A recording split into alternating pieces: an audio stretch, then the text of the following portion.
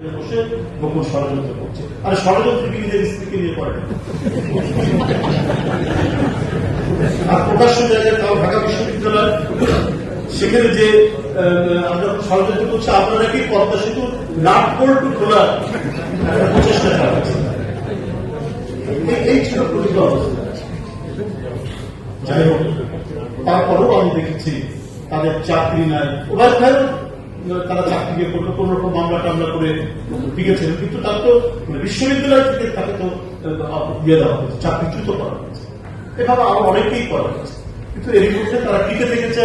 ইউটেক সাদা দল এখানে যেটা রয়েছে, তারা প্রতিটি কর্মসূচির মানববন্ধন করেছেন।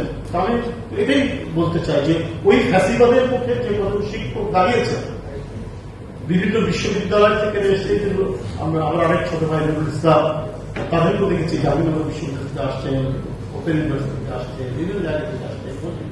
আমার এখানে আরেক ছোট ভাই ক্যানেডি বসে আছে, তাদের মানে ক্ষোভ বিক্ষোভ সব নিয়ে কখনো গোপনে কখনো প্রকাশ্যে তারা এখানে অবস্থান নিয়েছে, মানববন্ধন করেছে, বক্তৃতা করেছে।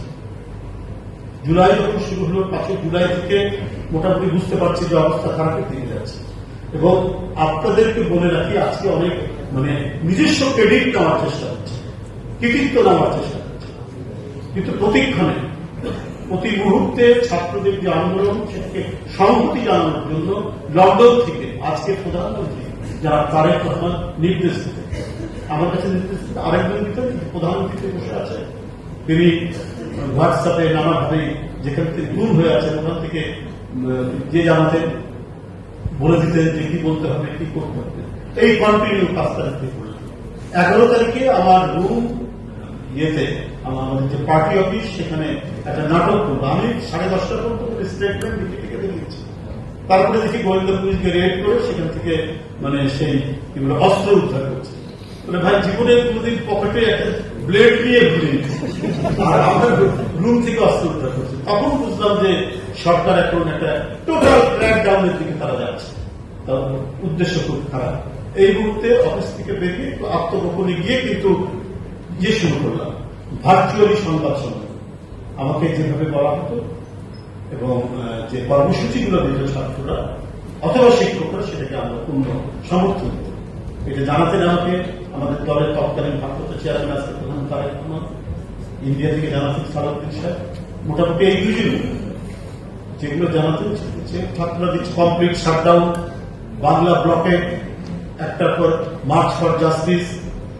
মার্চ ফর জাস্টিসের সময় আমি তখন অ্যারেস্ট পেয়ে গেছি, কিন্তু এইটা পেয়েছি। এর মধ্যে 16 জুলাই আবু সাইদের সেই যে মহিমান্বিত আত্মদান দেখলাম টেলিভিশন, একটা বাসায় লুকিয়ে থেকে সেটা দেখছি, কি মহিমান্বিত আত্মদান।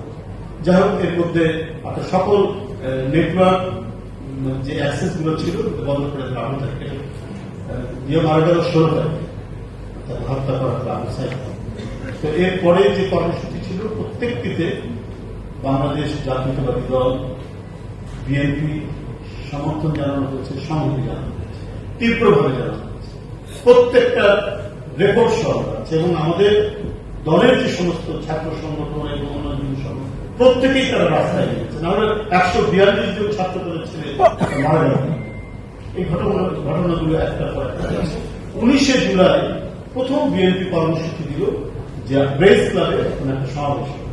আমি 12টার মধ্যে প্রেস ক্লাবে ঢুকে গেলাম যে আমি আগে যদি যাই তাহলে আমার কথা শুনে অনেক আসবে। এটা ওরা গোয়েন্দা সংস্থা জানতে পেরে সবচেয়ে পুলিশ অ্যারেস্ট করে যায়। এই বিষয়ে আমি যাচ্ছি। তারপর গেলাম ইয়েতে, তারা করে দিচ্ছে আমি খুশি মাহমুদ চৌধুরী। তারপরে আমাদের আরো অন্যান্য শহীদুদ্দিন চৌধুরী, আমিনুল ভাব, তারপরে আমাদের ডাক্তার ডোনার, ডাক্তার রফি,